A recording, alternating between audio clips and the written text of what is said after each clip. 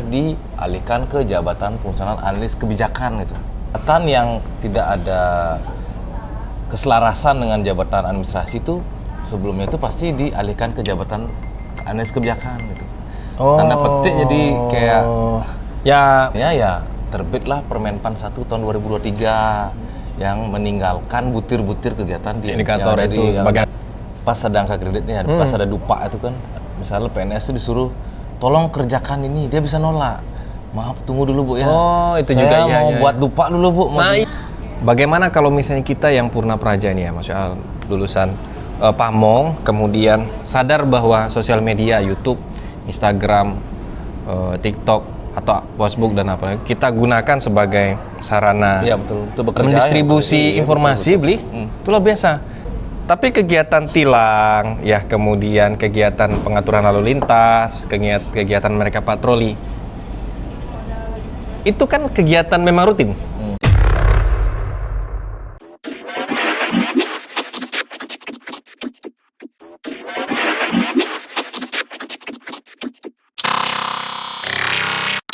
Iya. Nah, balik lagi ke tadi nih, karena saya juga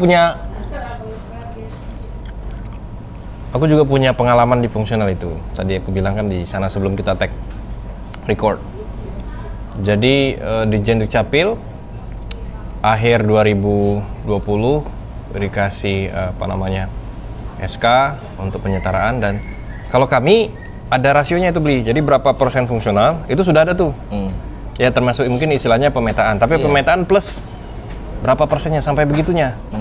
Nah, jadi kalau misalnya kepegawaian kita kurang teliti, Ortala juga menyerahkan begitu, terus Biro Kepegawaian juga tidak melihat peta jabatannya, itu bisa-bisa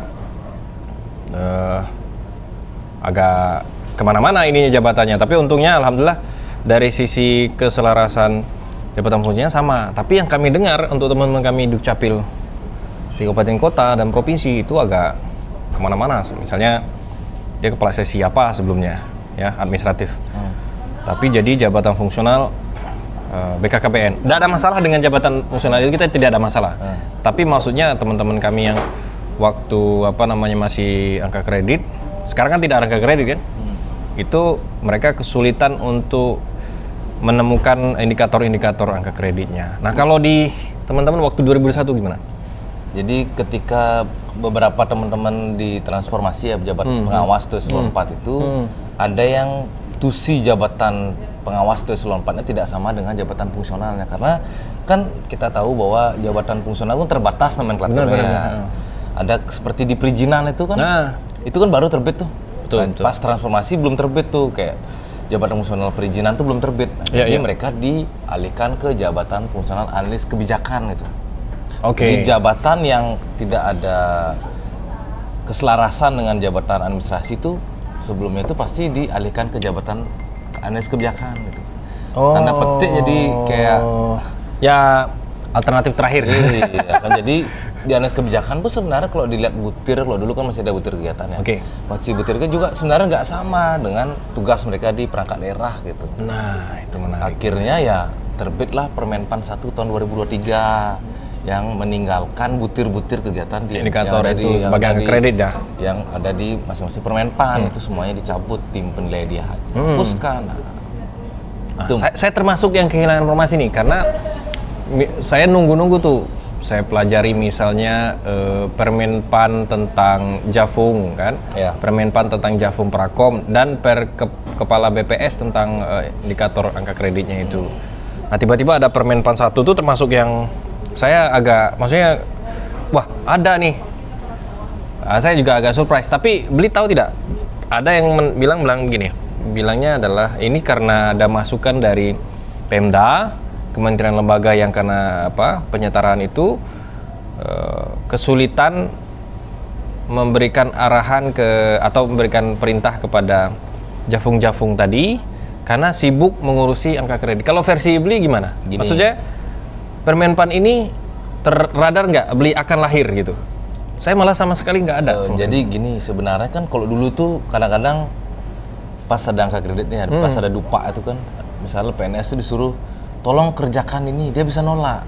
maaf tunggu dulu Bu ya. Oh, itu saya juga, iya, mau iya. buat dupa dulu Bu. Mau Nah, gila iya. ini, Bu. Itu. Saya mau naik pangkat Oktober ini Bu. Udah waktunya. Ih, udah deket. Nah jadi kan yang tugasnya harusnya dia kerjakan itu Sehari-hari, dia ya. tinggalkan karena ya dia mau ngurus naik pangkat ini. Kalau dia telat karena naik pangkat kan ada tanggal-tanggal tuh, tanggal Betul, ini betul. harus sudah selesai ngupload April, berkas Oktober ya. di SCSN. Jadi kalau itu udah kelewatan mereka harus ke periode berikutnya. Kira bisa telat 6 bulan atau bahkan setahun nih. Betul. Nah, itu juga salah satu. Nah, kalau saya sebenarnya pernah berpikir nih, kenapa kok pejabat fungsional nih harus ada angka kredit nih gitu. Oke. Kenapa nggak di bank aja ada kredit kan? Nah, kredit nurun atau gitu. Karena kenapa sih? Kenapa nggak ya udah 4 tahun sekali naik pangkat atau pas ada formasi bisa naik jabatan, bisa naik pangkat. Nah, kalau nggak ya nggak usah. Saya pernah berpikir itu kenapa sih ada angka kredit kok? Sekarang dokter spesialis nih, ya kan keren banget nih anestesi. Ya. Akhirnya dia harus ngumpulin angka kredit yang nilainya 0,00, nggak keren gitu loh. Oh, gitu. Pernah saya berpikir, ih apa sih jabatan udah keren nih dokter spesialis anestesi, jabatan apalah lagi itu, kok dia harus buat Laporan ininya. ngumpulin bukti kan. Oh Dia tuh iya. PNS tuh pasti ya berkinerja tuh ya. Betul. Sekarang mereka harus ngumpulin lagi nih kerjaan mereka nih. Justru beli kalau saya lihat berarti di kiblat yang lain, di kutub yang lain. Kalau saya kutub yang satu lagi beli karena bukan mengabaikan ya. Tidak ada masalah dengan PNS yang seperti yang akan saya sebutkan, yaitu di mana memang ketika datang udah kerja kerja ya tank jam 8 atau jam 9, kemudian pulang jam 4 atau jam 5, mengerjakan sesuatu yang tidak konkret di meja dan sebagainya lah. Saya tidak bilang begitu, tidak bilang rinciannya karena pasti nanti dirinci saya ada di mana, tapi yang maksud saya adalah dibanding dengan betul-betul karena ada angka kredit itu saya jadi bukan mencocokkan, betul-betul fokus pada pekerjaan saya. Misalnya data nih, ada sistem, saya pelajari, saya bikin laporan dan sebagainya. Nah, teman-teman atau orang-orang tadi yang saya sebutkan tadi itu tidak melakukan itu, dan kemudian dengan pendekatan Permenpan yang baru, saya dan teman-teman saya ini sudah mempelajari dan lain-lain. Yang satu lagi menikmati hasil yang sama, hanya nunggu waktu saja. Tapi beli di sisi kutub yang lain ya berarti ya. Maksud Bang tuh gini ya, apa namanya itu? Jadi abang pelajari tuh Permenpan yang lama Iya, tuh, iya. dimana ada butir-butir yang Butir-butir. satu cuek aja lah. Ha. Ternyata ujung-ujungnya Sama kita nggak usah kan di sisi waktu. nggak usah ngurusin butir lagi. Iya gitu. Iya aja memang gimana ya, karena semakin ke depan ini kan pasti harus dinamis sifatnya pengembangan karir seorang PNS tuh pasti Iya sih, dinamis. perubahan ya, Apalagi perubahannya. ya dulu yang biasanya kertas sekarang sudah ke yang lebih Betul. paperless Sisi kan. kerja, Ya. Semua karir pun seperti itu, nggak bisa kita monoton dengan hal-hal lama yang betul sih. ya. Dan perubahan tuh pasti ya. Ya, kalau dulu ya mungkin yang udah tahu celah 2 tahun sekali dia naik pangkat. Terus yang nggak tahu celah, ada nih yang dulu guru nih curhat sama saya tuh 21 tahun nggak naik pangkat. Karena nggak tahu. Iya, karena nggak ngerti dia. Saya bilang kalau 21 tahun tuh ibu udah bisa punya anak lulus kuliah tuh tak gitu. Udah jadi utama itu. Udah jadi utama. Iya, jadi nah itulah jadinya. Jadi itu dah kadang-kadang ya kalau yang saya lihat nih mungkin bisa jadi ini juga pembelajaran untuk semua ya. Kadang-kadang orang tuh pasti melupakan aspek aturan yang berhubungan dengan kepegawaian tuh. Aturan tuh terutama Betul. orang tuh pasti acuh tak acuh tuh. Nah. Karena apa? Membosankan. Aturan tuh membosankan pasti. Apalagi sifatnya berubah-ubah dinamis Iya, terus. iya. Tebel kan orang malas baca, tapi efeknya ketika tidak membaca itu kan dia nggak ngerti nih. Betul. Karir saya harus kemana? Tuh. Saya harus kemana? Saya harus nanya. Dia pun mau nanya pun dia bingung pertanyaannya apa. Karena saking tidak pahamnya. Tidak pahamnya. Akhirnya saya mau sudah nyampe nih di BKD atau BKPSDM, udah di tempat kepegawaian lah. Iya. Dia bingung mau nanya apa nih. Nah BKD-nya pun bingung. Ibu ini sebenarnya kemana arahnya? Saya Iya, sering mengalami hal itu. Saking dia tidak paham, saking dasar dia tuh nggak punya tuh. Akhirnya mau nanya sesuatu tuh dia nggak ngerti gitu loh. Iya. Nah jadi ya minimal kalau misalnya tidak bisa membaca karena udah ada teknologi yang maju saat ini kan minimal ada video kan. Betul. Karena video pun di YouTube tuh udah banyak sekali berseliweran tentang ada sosialisasi, macam-macam aturan dulu. Misalnya di Menpan mereka menyelenggarakan sosialisasi itu, di live pasti mereka simpen, mereka record kan. Betul. Kita bisa ulangi ya. Bisa, para aturan apapun bisa kita peroleh tuh di YouTube itu kalau kita malas membaca gitu. Nah, kan dalam perjalanan 2020 itu sampai dengan 2001 tuh, terus ada 2022. Saya lihat ada berapa itu, terus saya pribadi itu nyari informasi di jurnal tadi saya bilang. Terus di YouTube gimana cara bikin angka kreditnya Prakom. Saya betul-betul kalau misalnya Beli bilang tadi di YouTube itu memang perpustakaan informasi di YouTube banyak, tapi khusus dengan apa yang kita butuhkan di ininya itu jujur sedikit. Nah pas ketemu video Beli Agus itu, wah ini menarik ini karena bahkan informasi umum saja tentang fungsional itu, penyetaraan, ya transformasi dan lain-lain itu, bagaimana melihat angka kredit sekarang polanya SKP itu tidak banyak yang membicarakan. Kalaupun banyak yang membicarakan, itu ada di ruang-ruang seminar, ya workshop-workshopnya teman-teman pembina ya, BPS LAN dan lain-lain. Tapi kayak misalnya bisa diakses publik secara umum saja, tidak ada. Makanya saya lihat, wah ada rating saya nih di YouTube, saya luar biasa. Saya harus wawancara dia nih supaya ada masuk dalam ibarat kita perpustakaan, ada 1 buku 2 buku ya di sosial media itu ada orang yang menjelaskan dengan mudah bisa dilakukan. Nah saya lihat video Beli itu waktu di WhatsApp, kemudian ada link di Instagram dan lain-lain. Di WhatsApp itu? Oh ada kalau saya WhatsApp potong-potongannya atau di Instagram ya. Terus ada linknya ya. Terus saya lihat ini bagus ini. Boleh tahu enggak yang memotivasi apa kenapa atau kenapa sampai buat kayak gitu sampai buat begitu? Jadi gini, awalnya kan apalagi pas mau transformasi ini loh, dari jabatan administrasi ke jabatan fungsional nih, teman-teman tuh hampir tiap hari nanya, benar nggak kayak gini ke depan nih? Benar nggak gini? Jadi gini saya jelasin. Besok datang lagi orang nanya sama WA, nanya sama, aduh kok capek nih jawabnya. Nggak ada, adakah jalan keluar? Oh ternyata dengan perkembangan teknologi nih ada nih jalan keluar nih. Saya rekam diri saya pakai HP kan, saya ngomong sana A sampai Z lah. Akhirnya waktu itu pertama kali tak upload di Instagram. Waktu itu belum ke YouTube, main Instagram dulu. Di Instagram tak upload, rame kan, rame orang nge-share, banyak yang komen. Akhirnya keluar Permenpan 1, saya bahas lagi. Rame lagi ternyata. Dulu istri tuh sempat bilang, kenapa nggak buat YouTube aja? Saya bilang, siapa yang mau? Oh jadi awal-awalnya malah enggak? Oh iya, saya ingat Instagram. Di Reels sampai jadi betul. istri itu bilang, buat aja buat dia YouTube. Tak bilang agak panjang. Siapa yang mau dengerin orang ngomongin aturan di YouTube? Tak bilang YouTube tuh orang butuh hiburan. Tak bilang gitu kan. Nggak mungkin ada yang nonton nih. Akhirnya saya di Instagram masih kan di Reels itu akhirnya. Nah video saya yang di Reels tuh saya lempar ke YouTube. Meskipun berapa menit Nothing Tulus tuh. Itu cuman waktu itu videonya cuman sekitar 5 menit ya. Nothing Tulus tuh terserah mau ada yang nonton mau enggak. Waktu itu saya nggak ada subscriber sama sekali nggak ada. Saya lempar, akhirnya sampai 1.500 tuh nonton video pertama ya. Luar biasa. Dan subscriber tuh nambah. Oke. Komen banyak. Ih, kok ada nih orang nonton nih? Ini orang kurang kerjaan atau apa nih kan? Akhirnya buatlah video kedua nih bang. Oke. Video kedua tuh sampai 33.000 yang nonton bang. Masya Allah. Itu tuh komen tuh banyak banget bang. Akhirnya, udah aku bilang kalau beli apa? Misalnya Beli, kalau letting saya ini bikin video waktu saya nyari informasi 2021 awal sampai dengan 2021 akhir, betul-betul saya buka per lembar, terus YouTube itu saya SEO-nya namanya, kata kuncinya itu saya cari.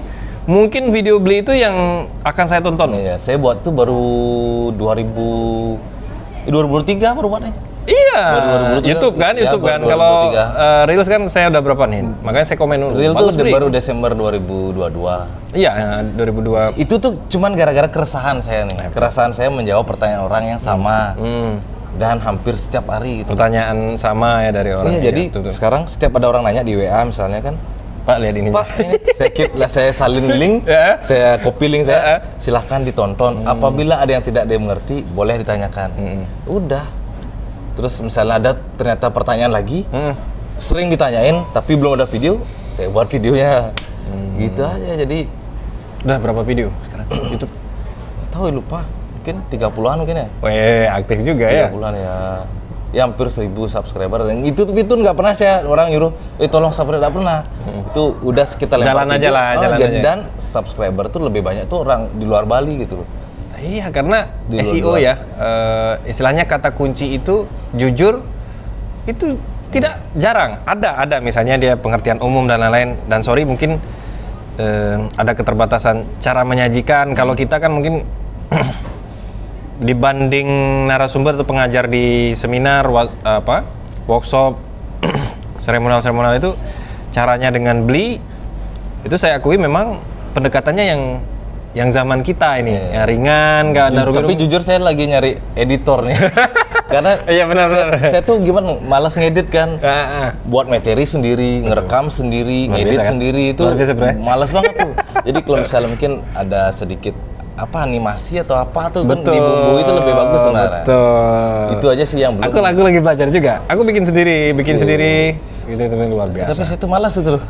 Iya, Malas waktunya. ngedit itu tuh malas sekali tuh. Makanya ngeditnya seadanya tuh. Cuman itulah saya tuh intinya tuh saya membuat tuh pokoknya video tuh sesingkat mungkin. Oke. Tapi seinti mungkin gitu. Yang paling panjang berapa menit? paling 10 menit ya. 10 menit. Memang teorinya sih cuman memang itu begitu tuh ya, ya, 10 menit, saya 12 rasa tuh menit. takut orang tuh udah bosan gitu. Iya benar. Bosan. Kecuali kita tokoh yang sudah kayak gimana sekali seperti artis dan lain-lain orang pasti pantengin kan. Gitu doang. Terus kayak kemarin tuh buat apa ya? Buat video kan keluar Permenpan 1 kan keluar. Terus turunannya kan Perbekaan 3 tuh tahun 2023 Iya, tuh. betul. Itu aja saya kemas dalam waktu 8 menit aja gitu.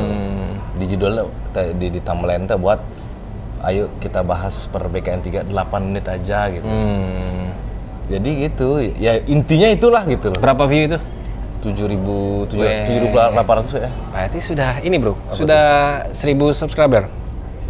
Sampai dengan video ini dibuat, tadi saya cek 989. Ada. Jangan lupa WA saya, bro. Udah monetize. Enggak, kita ke sebenarnya bukan itu gitu ya. Tujuannya bukan itu. Enggak, itu checkpoint aja. Tujuannya enggak itu. Tujuannya untuk mempermudah ini aja, mempermudah kerjaan dulu. Dan memang tadi saya bilang belikan di luar kita record ini, memang zaman kita itu sudah ke situ. Beli juga bilang kan, mau kita belajar itu daripada dia baca video itu orang lebih ngejar ke sana, dan memang begitu Beli. Kalau saya pakai istilahnya memang kesini itu dunianya itu dunia sosial media, makanya saya beranikan diri terjun ke situ untuk branding di sosial media itu memang agak jauh lebih serius di luar sekedar galeri. Kan galeri foto di mana. Jadi gini juga apa?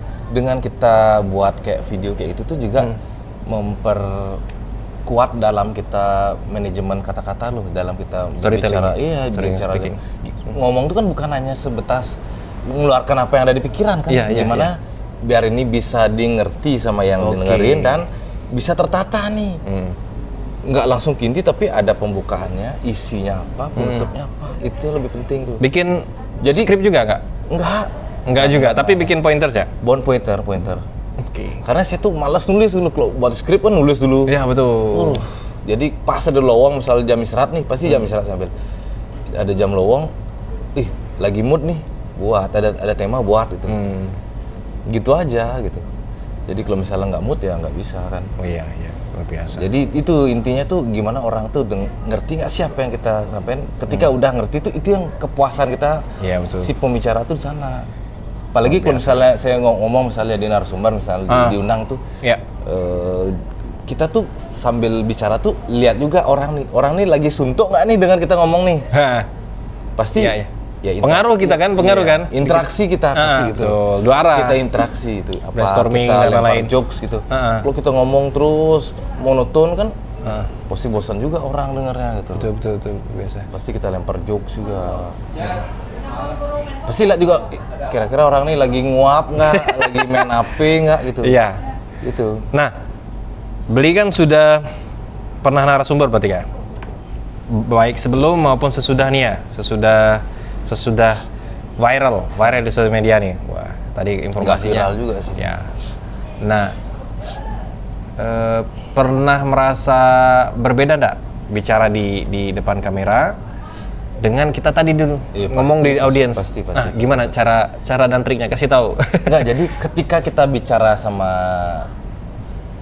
ngobrol sambil ngopi lah kan sama teman kan udah nggak ada perlu intonasi yang terlalu kita tekankan di sana gitu loh. Nah, karena kita kan ngobrol berdua ini kan sambil jalan aja gitu. Betul. Ekspresi pun kita dapat nih. Betul. Jadi ketika saya nggak usah ngegas ya, pas misalnya saya lagi kurang berkenan, Bang Asep sih tahu, dia lagi marah nih. Lagi nggak cocok nih kan? Jadi kalau kita ngomong di depan kamera itu, kita butuh intonasi dan ekspresi di sana. Oke. Untuk menekankan apa yang sedang kita sampaikan gitu. Jangan juga kalau terlalu monoton, itu orang pasti skip gitu loh. Ikut ini nggak? Maksudnya materi-materi kayak gitu cara ngomong di kamera? Nggak juga. Saya itu otodidak sih. Jadi dulu waktu masih pelaksana tuh staff dia lihat misalnya disuruh ngasrot pimpinan tuh, saya tuh pernah nggak berani depan orang ngomong nih, pernah pikir itu kapanpun kayaknya nggak siap deh ini bakalan ngomong depan orang nih, kayaknya pasti grogi kan. Akhirnya ketika kita udah ditugasin dan memang udah menjadi tanggung jawab kita, mau nggak mau ya di hari pertama pasti nggak sempurna pasti kan. Tapi waktu itu kita lihat di mana sih kita nih yang masih bolong nih kira-kira nih. Akhirnya ya lihat di YouTube kan, belajar tuh sebenarnya udah gampang sekali zaman sekarang. Di YouTube tuh banyak pelajaran sekarang loh. Tips public speaking gitu. Ya. Lihat. Tapi maksud saya otodidak itu juga lihat dari referensi lain kan? YouTube. Iya kan. Saya juga sempat beli. Saya juga beli ini juga sih waktu itu. Buku beli juga. Karena sebelum memang dikhususkan untuk itu tadi konten-konten tadi atau memang secara umum aja? Karena ketertarikan saya ternyata berbicara depan umum itu. Gitu. Karena itu akhirnya ketika ada yang ngundang saya supaya dia tidak kecewa gitu dengan apa yang. Oke, benar. Iya, dia kan pasti berharap sesuatu nih ketika saya datang hadir ke sana tuh. Saya nggak mau orang itu kecewa gitu.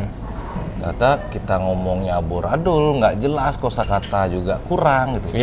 Baca tuh juga ternyata memperkaya kosakata kita. Jadi dalam kita mengungkapkan sesuatu, misalnya kita ingin cari kata ganti itu dengan mudah kita bisa lakukan. Nah, ketika kita gampang cari kata ganti itu kan otomatis kita mau jokes, kita mau serius itu gampang kita ubah bahasanya sehingga mempermudah orang tuh mengerti gitu loh. Itu public speaking atau storytelling secara umum. Kalau otodidak betul-betul mencari gimana ngomong di depan kamera? Nggak ada ya? Berarti apa yang tadi dapat secara umum diimplementasikan. Jadi di awal-awal video saya itu juga kadang-kadang gini, ngomong itu kan depan kamera tuh kadang-kadang mata tuh masih kemana-mana tuh. Ya kan? Akhirnya nonton, kok matanya nggak mau diam ke kamera nih. Akhirnya udah kita perbaiki. Karena kadang-kadang kalau ngomong di depan kamera tuh karena nggak ada audiens yang kita lihat kan, rasanya ingin cepet-cepet aja ngomong dulu, cepet-cepet ngomong, cepet-cepet selesai gitu. Ya kan, nggak bisa kita menjaga intonasi karena kita kan, misal kita bicara sama orang, misalnya saya ngomong Bang Asep nih, kita Bang Asep ngerti, anggu-anggu, pasti saya diam dulu. Ini nih. Diam dulu, akhir lanjut lagi. Ketika kayak gini kan ngomong sama kamera aja kan, bentar, gimana kan? Nggak bisa juga kita merasakan bahwa kecepatan kita dalam berbicara itu udah pas sebelum.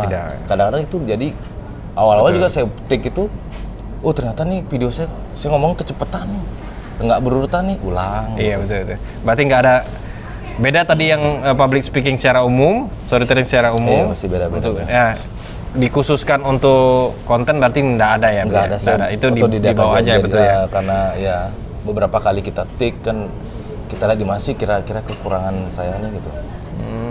Jadi ya sekarang udah mulai ngomong tuh lihat ke kamera tuh udah saya anggap itu mata audiens tuh, saya harus nangkap si mata audiens tuh gitu. Menarik. Saya jujur masih belajar juga Bli karena memang saya public speaking memang bawaan dulu suka organisasi kan. Nah bisa tuh, apalagi kasih doktrin nih sama adik-adik atau segala macam. Tapi kalau audiensnya misalnya umum, sudah bisa juga nih sesuaikan. Nah, ketika pindah misalnya ke konten, jujur saya masih agak luar biasa. Dan banyaknya itu kan kamera depan nih. Itu malah groginya lebih besar dibanding dengan kayak gini nih, kamera belakang itu tuh justru. Kalau saya sih sebenarnya lebih senang tuh kameranya di depan, kelihatan kita Apa yang dilakukan ya? Iya, kelihatan kayak lagi zoom nih misalnya. Kalau lagi zoom tuh pasti saya tampilin wajah saya lagi ngomong tuh.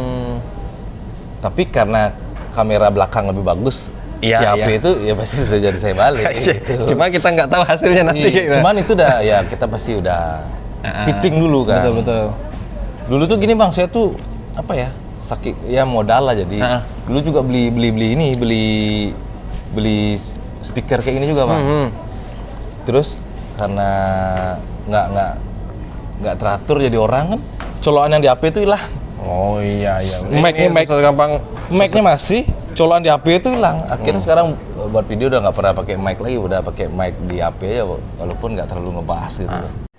Intinya bahwa sebagai pelayanan publik itu, bayangkan beli saja rating saya yang membahas tentang jabatan fungsional ya kan, itu animo masyarakat itu, taruhlah saya bilang masyarakat maya ya, warga maya gitu, maksudnya di netizen, warga net itu luar biasa. Menurut saya luar biasa kenapa? Karena pertama saya sudah nyari juga di YouTube itu referensi tentang pengertian dan segala macam, itu tidak ada yang spesifik.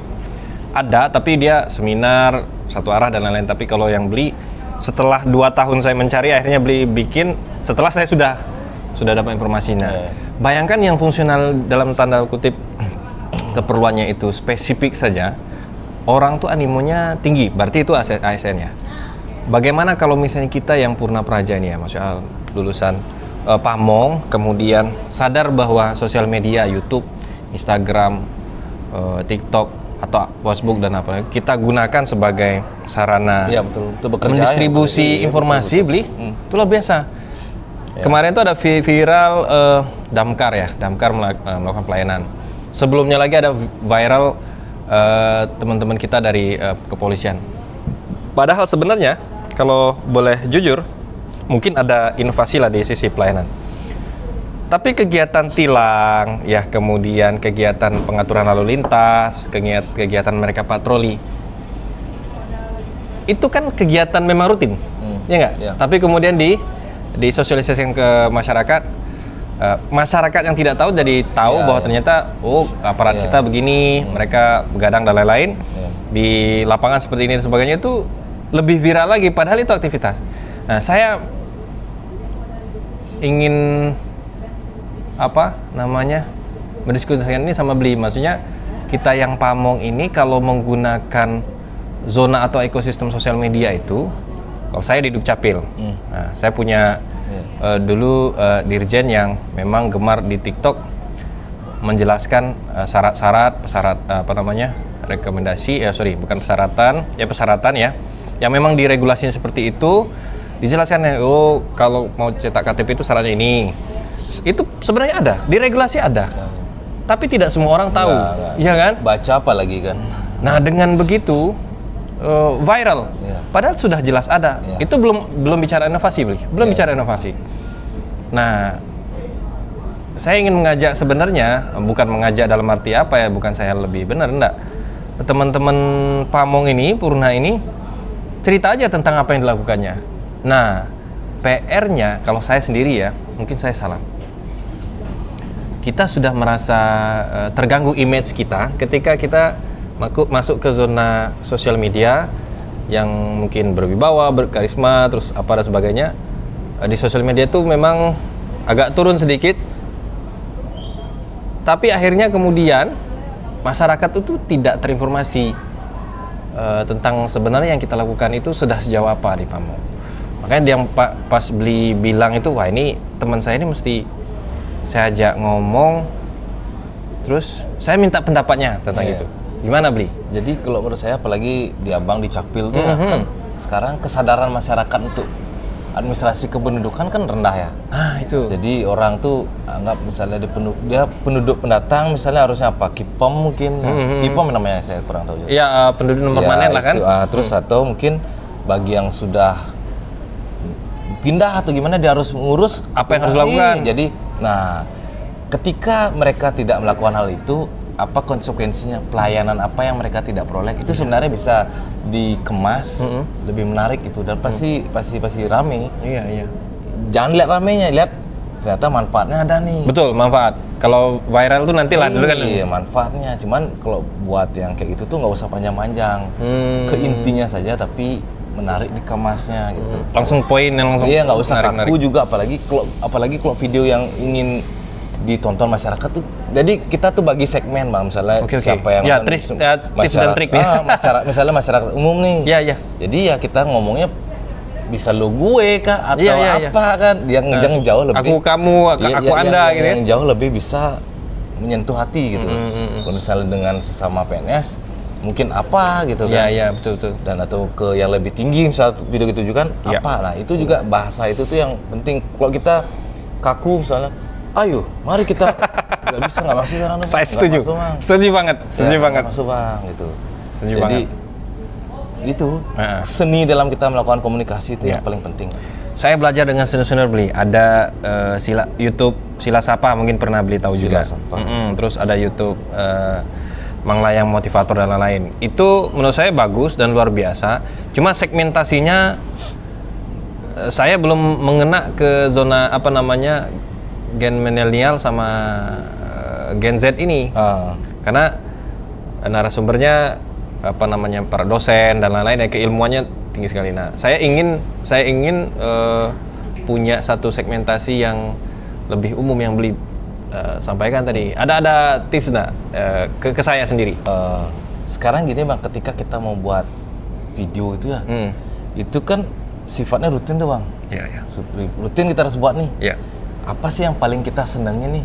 Yang ketika kita mau take itu kita nggak beban gitu loh. Nah, yang disenangi dulu ya. Itu yang penting. Kalau misalnya ketika kita buat yang hal yang kita nggak senangi nih, cuman ini kebutuhan masyarakat banyak nih, nggak bakalan jalan, Bang.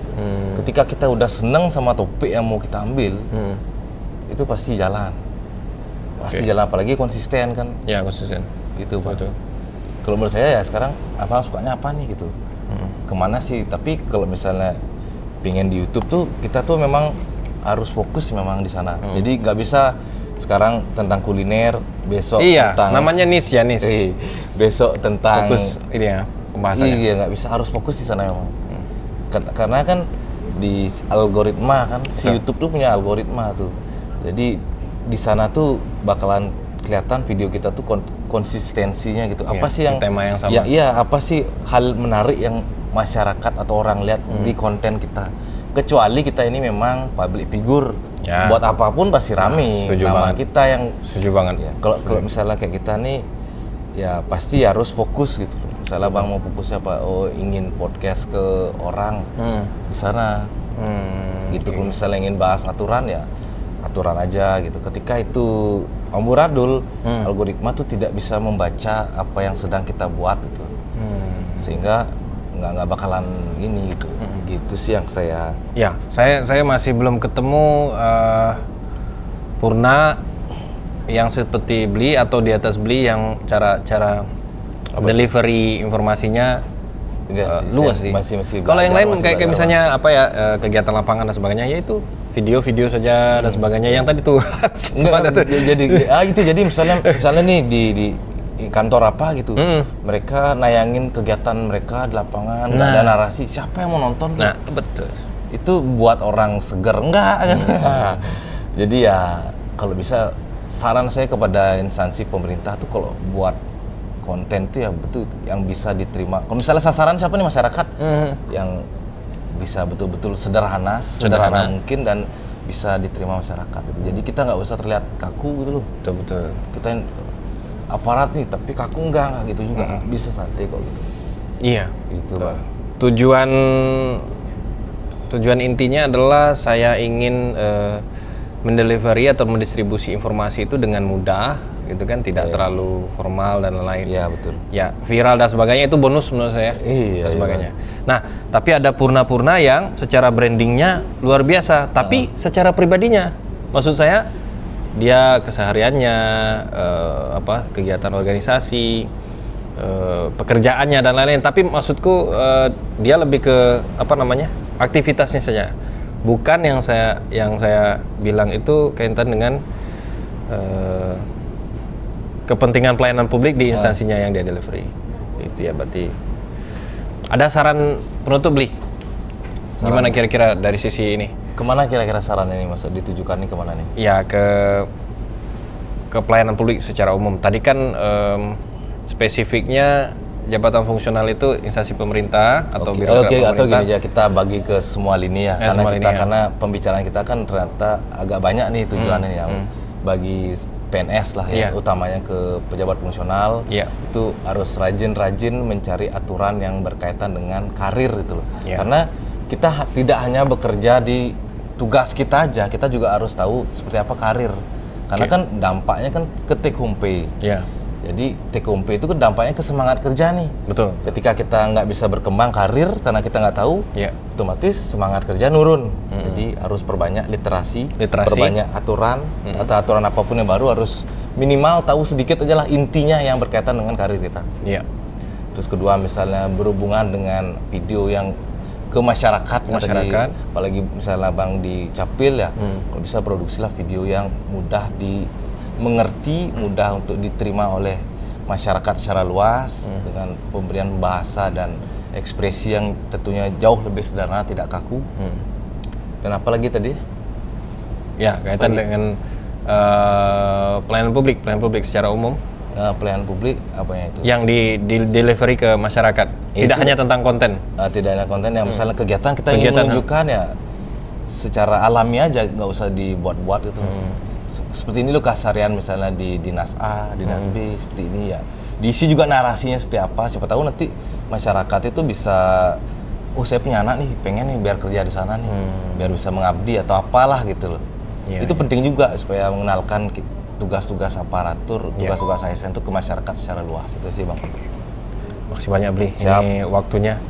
Jadi mudah-mudahan apa yang Bli tadi sampaikan diskusi kita untuk penguatan. Tapi saya izin sebelum menutup ini, nanti kita baca sama-sama undang-undang ASN yang baru. Yang baru ya. Makasih Bang udah di-share. Saya nanti ingin live IG sama Bli atau Zoom nanti bisa di Nanti saya juga buat nanti video di YouTube. Nah, yang mau subscribe Firdaus Bintalu. Oh, Firdaus sama IG Bintalu. Ya, ulang. Jangan lupa subscribe Firdaus Bintalu. Oke. Top lah pokoknya. Terima kasih Bli. Bli, YouTube-nya apa? Agus Surya Dharma. Oke, jangan lupa narasumber kita luar biasa, teman saya Purna Praja, tapi viral di YouTube. Nggak ada. Agus Surya Dharma. Terima kasih. Selamat malam warganet. Tes, halo. Oke. Iya tadi kerekod nggak? Mungkin ya ini apa namanya itu. Grogi lihat apa narasumber ini? Kena angin pantai kan yang syahdu.